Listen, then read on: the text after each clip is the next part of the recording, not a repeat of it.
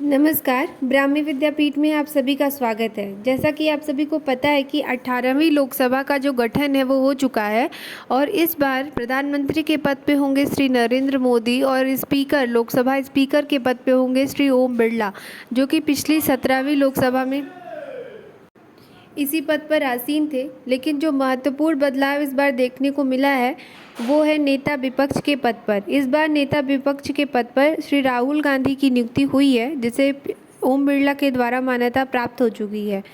भारत के संविधान से जुड़े कई संवैधानिक पद हैं।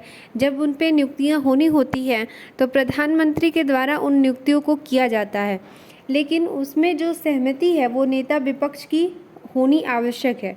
तो ऐसे कौन कौन से पद हैं जिस पे नियुक्ति के लिए प्रधानमंत्री मोदी को राहुल गांधी से सलाह लेनी पड़ेगी या उनसे पूछ करके या उनकी सहमति के बाद ही वो नियुक्ति हो सकती है। आइए देखते हैं वो पद कौन कौन से हैं। तो उसमें जो सबसे पहला और महत्वपूर्ण पद है वो है सीबीआई के डायरेक्टर, जो जांच एजेंसी है central bureau investigation of India. तो वो उस पर जब नियुक्ति होगी उसके डायरेक्टर की, तो वहाँ पे राहुल गांधी से प्रधानमंत्री मोदी को पूछना पड़ेगा। एक तरीके से नेता विपक्ष का वहाँ पे बहुत बड़ा रोल होगा। दूसरा है सेंट्रल विजिलेंस कमिश्नर की नियुक्ति, जो हमारे सतर्कता आयोग के कमिश्नर होते हैं, उनकी नियुक्ति में प्रधानमंत्री मोदी को राहुल गांधी की सहमति की आवश्यकता होगी। तीसरा है मुख्य सूचना आयुक्त की नियुक्ति, तो जो हमारे चीफ इंफॉर्मेशन कमिश्नर होते हैं उनकी जो नियुक्ति होती है उसमें भी नेता विपक्ष को पूछना पड़ता है। और चौथी है एनएचआरसी मतलब नेशनल ह्यूमन राइट कमीशन के चेयरपर्सन और सदस्यों की नियुक्ति। तो उसके चेयरपर्सन और उसके सदस्यों की नियुक्ति को लेकर के भी नेता विपक्ष की सहमति की आवश्यकता पड़ेगी। भारतीय निर्वाचन आयोग के मुख्य चुनाव आयुक्त की नियुक्ति और चुनाव आयुक्तों की नियुक्ति।